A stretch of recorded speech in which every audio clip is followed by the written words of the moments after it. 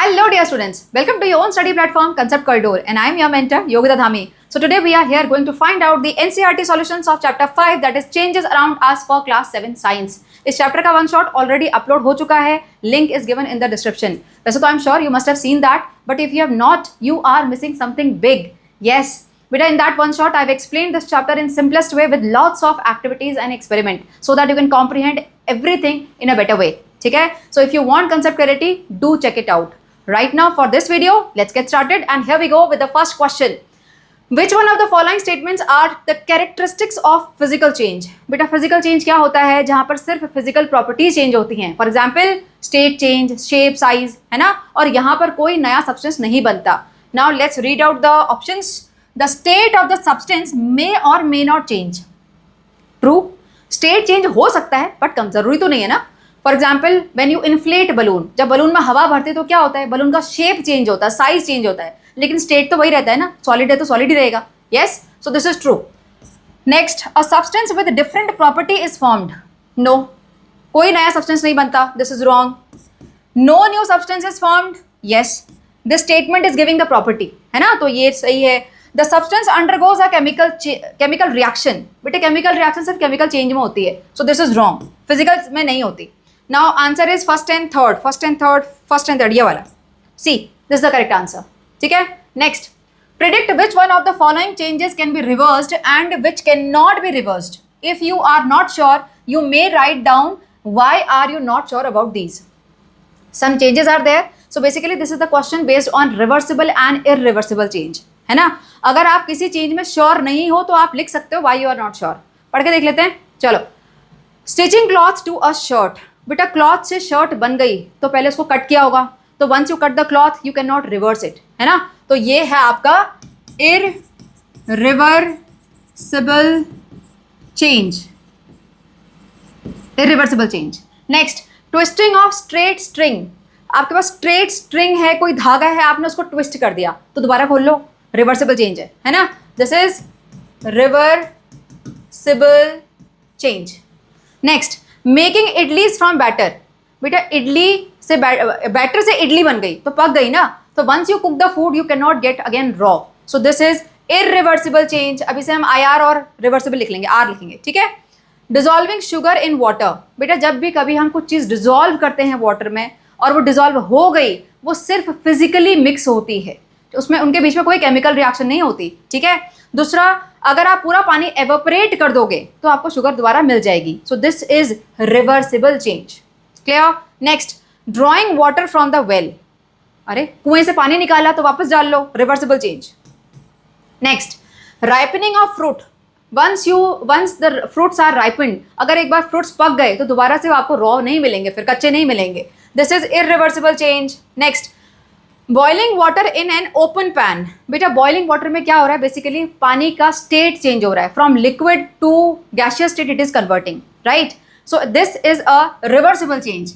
अब बच्चे यहाँ कंफ्यूज होते हैं ओपन पैन से, वो बोलते हैं मैम कन्वर्जन तो हुआ, लिक्विड टू गैसियस स्टेट में हुआ, लेकिन वो गैस को हमने वापस कन्वर्ट थोड़ी किया. बेटा वो करा नहीं करा that is a different thing, है ना, लेकिन कर तो सकते हैं. साइंटिफिकली इट इज पॉसिबल, है ना. ओपन पैन, दो ओपन पैन है, सारे के सारे वाटर वेपर आपके एटमॉस्फेयर में चले गए, but those all water vapours condense back in the form of dew, they go to the cloud and they get the rain. Yes, so this is a reversible process. Am I clear. State change हो रहा है यहाँ पर. Next, rolling up a mat. Mat को roll कर दिया तो दोबारा खोल लो, reversible change. Next, grinding wheat grains to floor.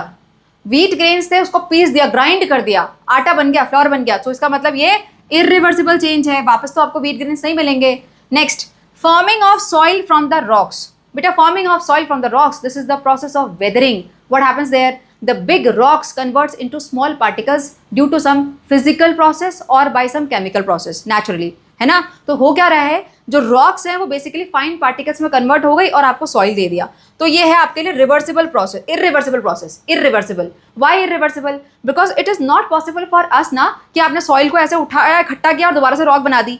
ऐसा पॉसिबल है क्या? No, that is not possible.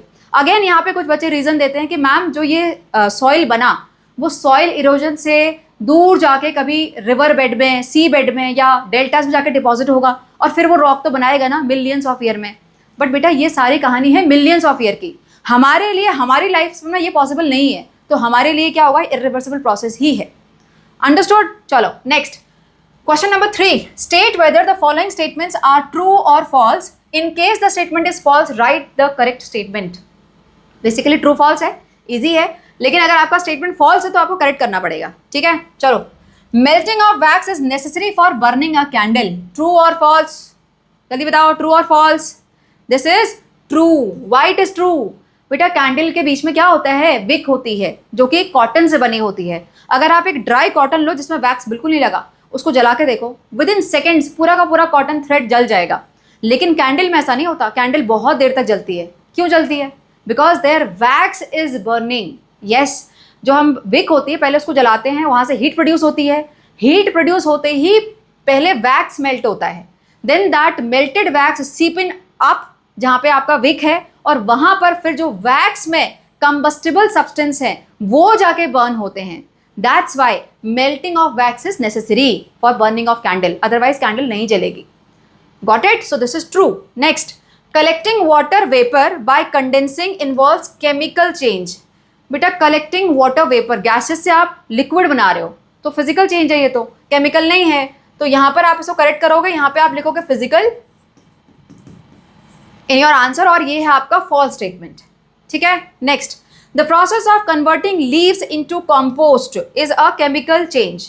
बेटा जो लीव्स होती हैं पुरानी, उसको अगर आप मिट्टी में दबा दो तो वो कुछ दिनों बाद क्या बनाता है, मेन्योर बनाता है, कंपोस्ट में कन्वर्ट हो जाता है by the process of decomposition. तो यहाँ पर पूरी की पूरी केमिकल प्रोसेस इन्वॉल्व है। This is true, this is true. क्यों? क्योंकि आप उस कंपोस्ट से दोबारा लीफ नहीं बना सकते हो, एक नया सब्सटेंस आपको मिल गया, मेन्योर मिल गया, है ना, that's why. Next, mixing baking soda with lemon juice is a chemical change. बेटा बेकिंग सोडा का फॉर्मूला क्या है, किसको पता है? Pause this video with time stamp, tell me the formula of baking soda. और बेटा टाइम स्टैम्प के साथ आंसर करना, बिना टाइम स्टैम्प के आंसर करते हो मुझे समझ ही नहीं आता ये कौन से क्वेश्चन का आंसर कर रहे हो, ठीक है। सो टाइम स्टैम्प। चलो, सो मिक्सिंग बेकिंग सोडा का फॉर्मूला इज सोडियम, हाइड्रोजन और कार्बोनेट क्या होता है, CO3। CO3 जहाँ पे लिखा है इसका मतलब carbonate. So sodium hydrogen carbonate, this is the formula of baking soda with lemon juice. Lemon juice है सिट्रिक एसिड, एसिड अगर मिला दिया कार्बोनेट में तो कार्बन डाइऑक्साइड रिलीज होती है, and this is a chemical change. True, this is true. Understood? Moving next, fourth question, fill in the blanks in the following statement. What is the first one? Nalini observed that handle of her cycle has got brown deposit. बेटा cycle का handle किससे बना होता है, steel से। Steel का main component क्या होता है, आयरन। और अगर आयरन में ब्राउन डिपॉजिट हो गया तो फिर क्या, कौन सी प्रोसेस है, रस्टिंग, है ना। So here the brown deposits are due to rusting process, rusting, and this is a dash change. Of course this is a chemical change, है ना, क्योंकि यहाँ पर एक नया सब्सटेंस बन जाता है केमिकल रिएक्शन के थ्रू। क्या होता है वो नया सब्सटेंस, आयरन ऑक्साइड, है ना। So it is a chemical change. Next, folding of handkerchief is a dash change, physical change obviously, है ना, and it can be reversed. Physical change है, फोल्ड करो दोबारा खोल दिया, तो रिवर्सिबल भी है, so it can be reversed. A chemical process in which a substance react with oxygen with the evolution of heat. कोई भी सब्सटेंस अगर ऑक्सीजन के साथ रिएक्ट कर रहा है with the evolution of heat, so obviously it is a combustion process है यहाँ पर, है ना, combustion, and this is a dash change, so of course it is a chemical change. Combustion के प्रोसेस हमेशा एक नया प्रोडक्ट मिलता है आपको, है ना, so it is a chemical change. Magnesium when burned in air produce a substance called dash. बेटा मैग्नीशियम की बर्निंग से क्या मिलता है आपको, मैग्नीशियम ऑक्साइड मिलता है ना। The substance formed is dash in nature. कैसा नेचर होता है उसका नेचर होता है बेसिक। इसको याद करने का क्या ट्रिक बताया था मैंने, magnesium oxide reacts with oxygen and gives you mango bar. Mango is magnesium oxide and bar is basic, mango bar is basic, ठीक है। So this is basic is the nature. Burning of magnesium is a dash change, it is a chemical change obviously, है ना, so it is a chemical change. और यहाँ पर आप irreversible change भी लिख सकते हो, दोनों आंसर करेक्ट होंगे। ये केमिकल चेंज भी है और यहाँ पर इरिवर्सिबल अगर किसी ने लिख दिया तो that will be correct. Clear? Next question number 5, are the changes of water to ice और वाटर टू स्टीम फिजिकल और केमिकल? एक्सप्लेन। बेटा फिजिकल या केमिकल, इसका आंसर तो आपको पता होगा, है ना। Water, liquid to solid, liquid to steam, state change is taking place, so obviously it is a physical change. But the question is explain, you have to give reason. तो reason में क्या दोगे? Here only state changes taking place, तो state change सिर्फ physical process में होता है। दूसरा, यहाँ पे कोई नया सब्सटेंस बना क्या? No, so no new substance is formed, again this is the property of physical change. ठीक है, देखो, the change of water to ice and water to steam is a physical change because only change in the state of water is taking place, सिर्फ state change हो रहा है, here no new substance is formed। ठीक है, so this is the answer। moving next, is curdling of milk a physical or chemical change? same type of question, justify your statement, है ना। इससे पहले भी ऐसा ही क्वेश्चन किया था, लेकिन यहाँ सब्सटेंस अलग है। कर्डलिंग ऑफ मिल्क, बेटा मिल्क से अगर कर्ड बन गई तो क्या हुआ? नया सब्सटेंस मिल गया ना, बिल्कुल डिफरेंट प्रॉपर्टी, उसका टेक्सचर अलग होता है, टेस्ट भी अलग होता है, स्मेल अलग होती है, इजंट इट। और उसके अंदर एक नया सब्सटेंस फॉर्म होता है, वो क्या है? लैक्टिक एसिड, है ना। कर्ड में क्या होता है? लैक्टिक एसिड, पढ़ लिया है। देखो, curdling of milk is a chemical change because a new substance is formed. यहाँ पे नया सब्सटेंस बन गया, क्या बना? Lactic acid, that is produced by a bacteria. ठीक है, लैक्टोबैसिलस बोलते हैं उसको। Curd has different properties than milk, taste, smell, texture, सब कुछ ही चेंज हो गया यहाँ पर। ठीक है, और यहाँ पर बेटा this change can't be reversed. वैसे तो कुछ फिजिकल चेंज भी हैं ऐसे जो रिवर्सिबल नहीं है, लेकिन केमिकल चेंज अगर हो रहा है तो फिर तो 100% पक्का है कि वो इरिवर्सिबल प्रोसेस है। ठीक है, so these are all the characteristics which are justifying that curdling of milk is a chemical process. Got it? Next, natural factors such as wind, rain, etc. help in the formation of soil from the rock. Is this a physical or chemical change and why? बेटा formation of soil from the rock is weathering process, अभी थोड़ी देर पहले discuss किया था, है ना। क्या होता है यहाँ पर? The big rocks convert into the soil finer particles with some physical and chemical processes. So this process will include both physical and chemical change. Now you have to justify. ठीक है, देखो answer. Formation of soil from rocks with natural factors such as wind and rain involves both physical and chemical change because, now why physical? Physical change because due to the pressure of rain, जो force से rain गिरेगी उससे क्या होगा? Top layer of rock will break eventually, है ना, and that will convert into soil. Then same thing with the wind also. When wind will blow very fast, again the top layer will fall down, it will turn into soil. तो देखो, wind and rain is eroding the upper layer, है ना, soil erosion पढ़ा था हमने। So eroding the upper layer of rocks and forming pieces of soil. So change in shape and size is taking place. That's why this is a physical process, है ना। तो इस तरीके से physical process से ये आपका soil बनता है rock से। Now where chemical process is involved? बेटा जहाँ पर भी rain से water और wind से oxygen मिल गए, जहाँ पर भी water और oxygen है तो वहाँ पे कुछ ना कुछ chemical reaction तो हो ही जाती है ना। अब यहाँ क्या होती है बेटा? There are some rocks which are having very high content of iron. कौन से? नाम दिया हुआ एनसीईआरटी में, बेसॉल्ट, है ना। देखो, in rocks like basalt the iron content is high, so it may react with water from rain and oxygen from air to form rust. So this way chemical change is also involve, है ना। अब इसमें chemical change, इसमें ये soil कैसे बना बेटा? जब रस्टिंग होगी तो बेसिकली जो रस्ट बनता है that is the powdery form. तो जो रॉक है वो धीरे धीरे पाउडर में कन्वर्ट तो हो रही है ना। So soil formation is taking place, though this will be a bit different kind of soil, लेकिन सॉइल फॉर्मेशन हो रहा है। ठीक है, that's why chemical change also. Am I clear? चलो moving next, question number 8। Read the following story titled eco friendly Prithvi and tick the most appropriate option given in the bracket. Provide a suitable title for your choice of the story. Okay, आपको title भी देना है, पढ़ते हैं। Prithvi is preparing a meal in the kitchen. He chops vegetables, peels potato and cuts fruits. So this is a physical change or chemical change. बेटा vegetable को chop कर दिया तो साइज छोटा हो गया, पील कर दिया तो आपने पील को अलग कर दिया उसे, but still it is a peel, and cuts the fruit. So basically this is a physical change, only shape and size is changing, है ना। This is a physical change. He collects the seeds, fruits and vegetable peels into a clay pot. तो एक वहाँ उसने kitchen slab से may be उठाया होगा और पॉट में डाल दिया, तो लोकेशन चेंज हुई है सिर्फ, है ना, बाकी कुछ चेंज नहीं हुआ है। तो again it is a physical change, it's not a chemical change. ठीक है, the fruits, vegetable peels and other material begin to decompose due to the action of bacteria and fungi forming a compost. जहां पर compost बन गया इसका मतलब chemically वो change हो चुका है, एक नया सब्सटेंस मिल गया, है ना। तो यहां पर होगा बेटा आपका chemical change. Clear? Next, he decides to plant seeds in the compost and water them regularly. Seed लगा दिए. After a few days, he notices that the seeds begin to germinate and small plants start to grow, eventually blooming into a colorful flower. बेटा seed से अगर plant grow होकर flower भी आ गया, इसके मतलब है इसके अंदर बहुत सारी केमिकल प्रोसेस हो चुकी हैं, है ना.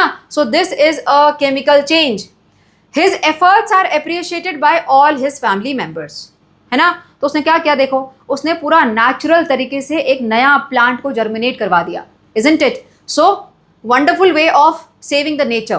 तो इसके लिए आपको टाइटल देना है ना. तो इसी से ऐसा कुछ मिलता जुलता हम टाइटल दे सकते हैं.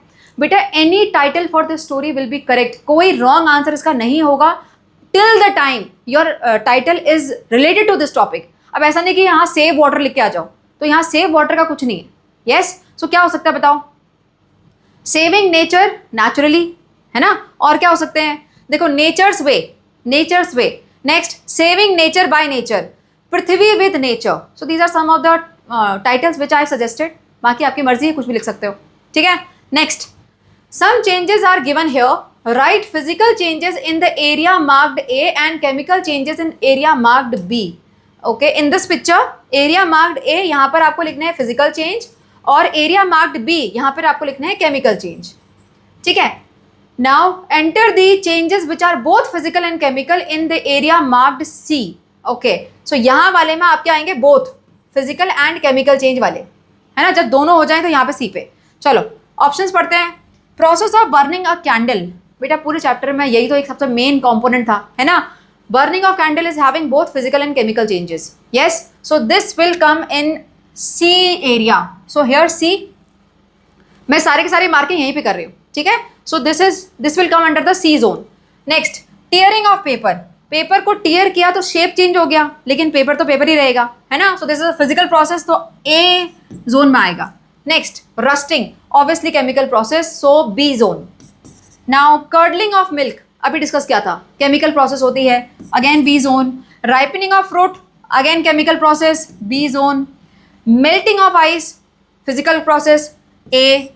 फोल्डिंग ऑफ क्लॉथ्स, ओपन कर लो, physical, so this is again A. Burning of magnesium is of course a chemical change, so B zone.